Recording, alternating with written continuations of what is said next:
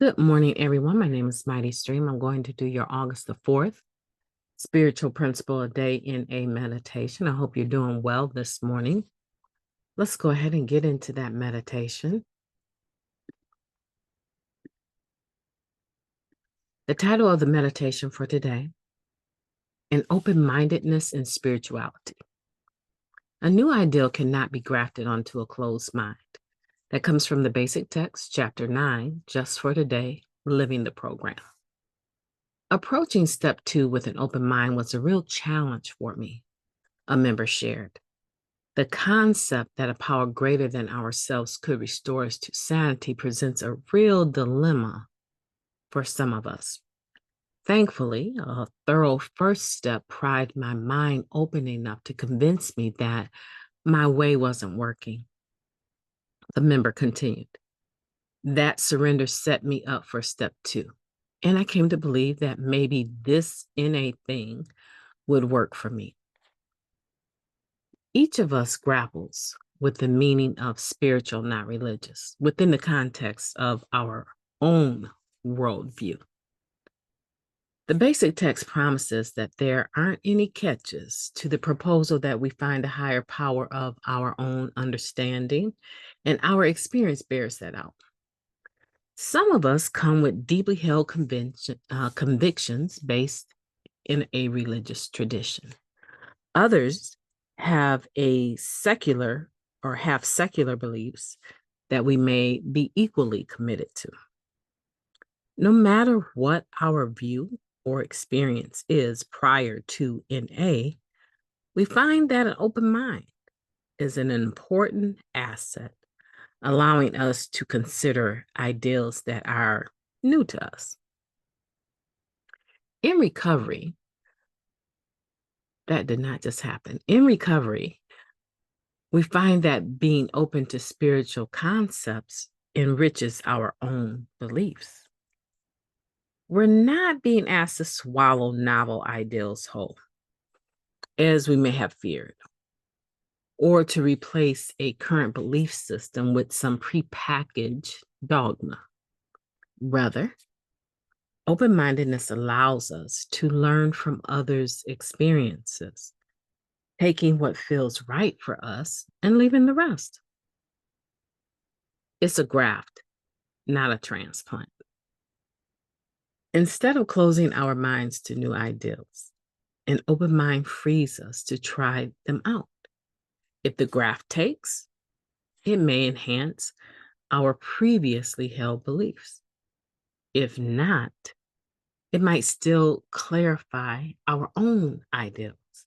In either case, growth results from keeping our minds open. I will remember the benefits of a more flexible and open approach to new ideals, even those about the spiritual aspects of recovery. Let's take a moment of silence, followed by the we version of the Serenity Prayer. Moment of silence now, please.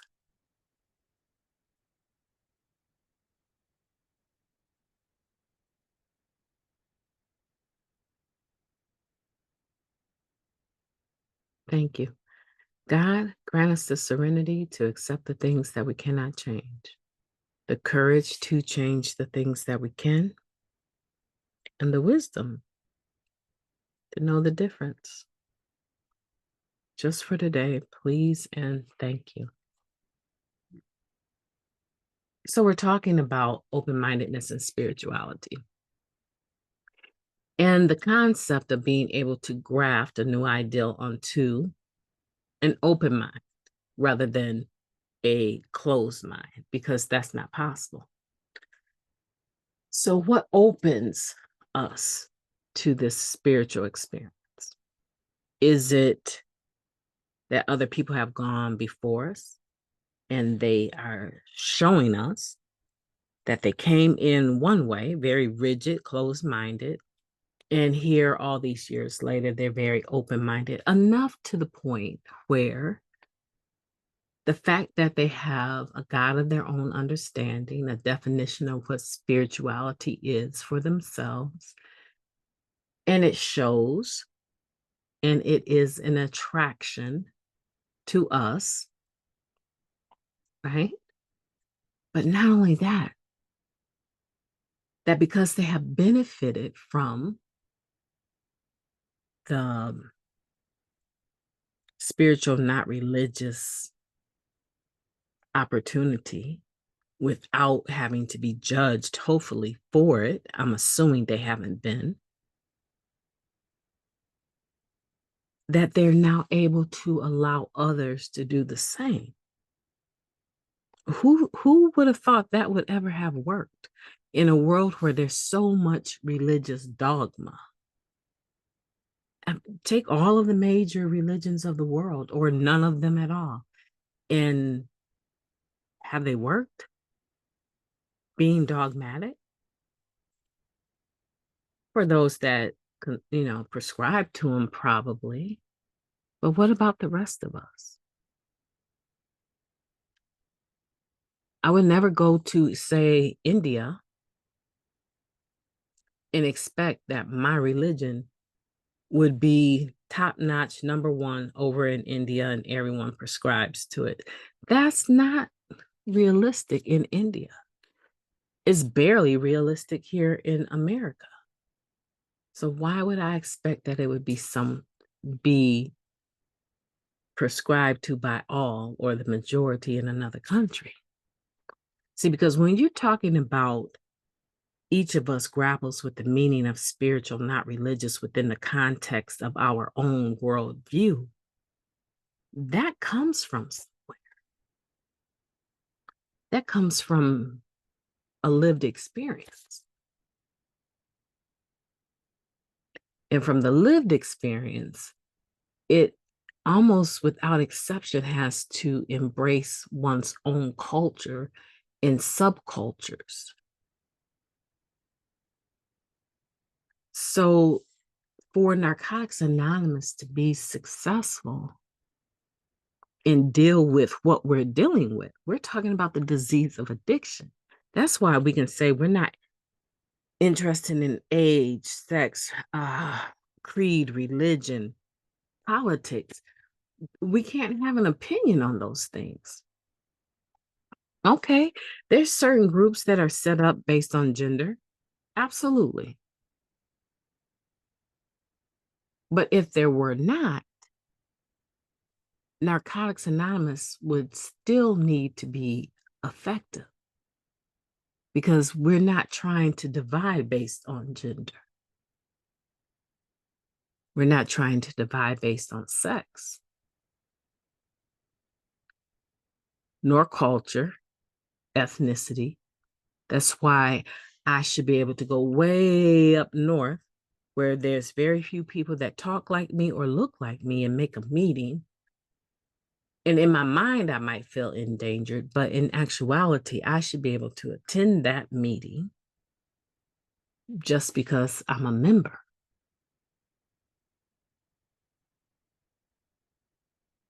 And what those members think about me walking in the building, that's not my problem, nor should they make it my problem. Now, you'll get some people that are idiots and make it your problem, right? You might experience that. But by far, the majority are not going to. You know why? Because they benefited from inclusivity. It's the same thing here when we talk about spirituality. And many people never approach it. They go the secular route because of one reason or another, but many people never approach it because they don't want to deal with the resentments that they have about religion, the organization of religiosity. They don't want to deal with that. And all I have to say to that is, I'm not going all the way. I'm not coming this far to just stop because something from my past is saying, you don't really want to deal with this pain. This has caused you so much pain. You don't even want to, nah, don't go there. There's some religions that have a history of abuse of women, of children, They have a history. So now what happens when those people that come from those religious backgrounds start to use drugs, they get clean, they come into recovery? Is it possible that they will never have to deal with that past stuff in the process of their own recovery? Because when you get to this talking about, coming to believe, and then you're going into the third step, making a decision to turn your will and your life over to the care of God as you understand them. How far are you going to go if you don't address it? It's serious. And I love the fact that we're just talking about a graft and not a transplant. For some people, it is a transplant. Feels like one. But what it's saying is that this ideal of spirituality, the majority of the world has a awareness of it. When they look up on a clear night and they see the sky full of stars and they see a moon, there's some awareness that there's something beyond just themselves, just in the act. I'm not trying to be philosophical, just in the act of looking up. Or let's look down.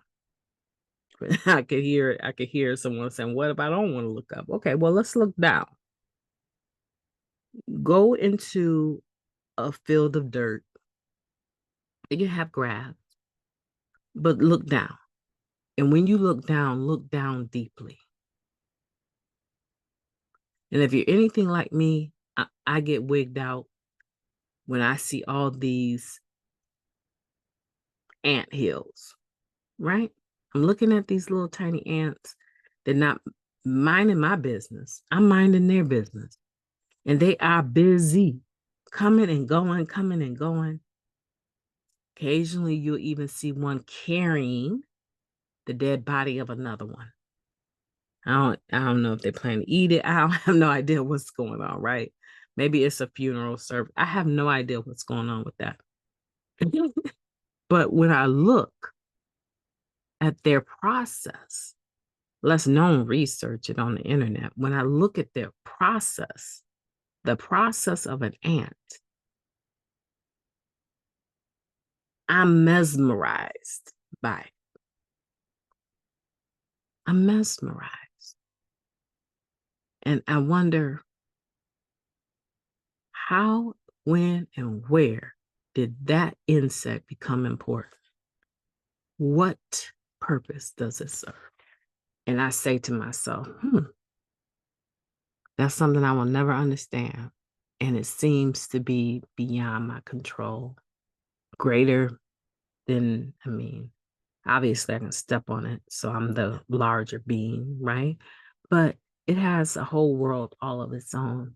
And I didn't create it. I didn't have anything to do with it. But it's there.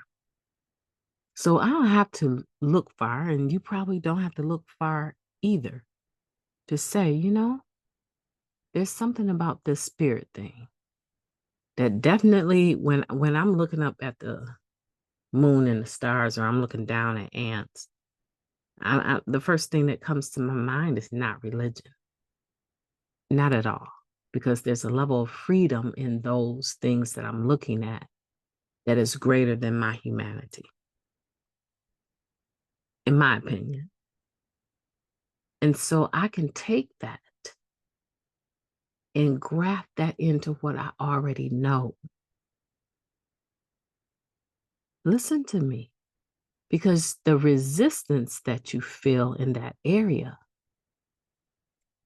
is just an indication that you need to address it and figure out, have I come to believe that I could be restored to sanity? By a power greater than myself? A greater power? Or am I that power? And from there, you launch into your third step. It's a process. It's definitely a process. And one that I believe the majority of us have already pretty much taken the second step. When we do a first step and we actually can stay stopped, there is an awareness that you've been restored to sanity. There has to be, because you're no longer using.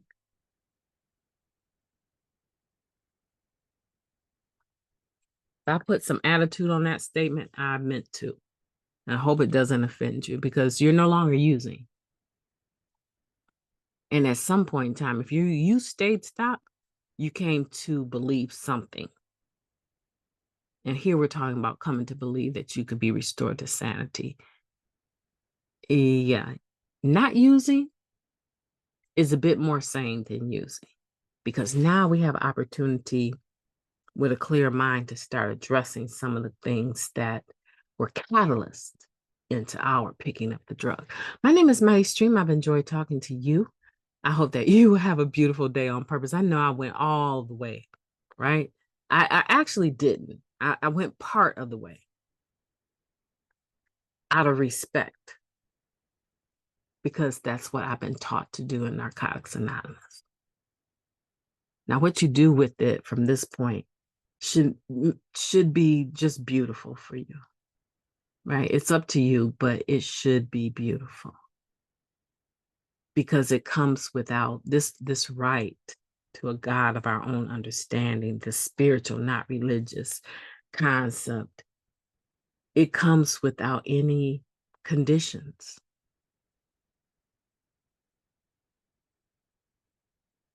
It comes without conditions. And that's what makes it feasible, possible for the majority, if not all. I'm going to have a great day. Already am. Hope you do the same on purpose. Talk to you tomorrow.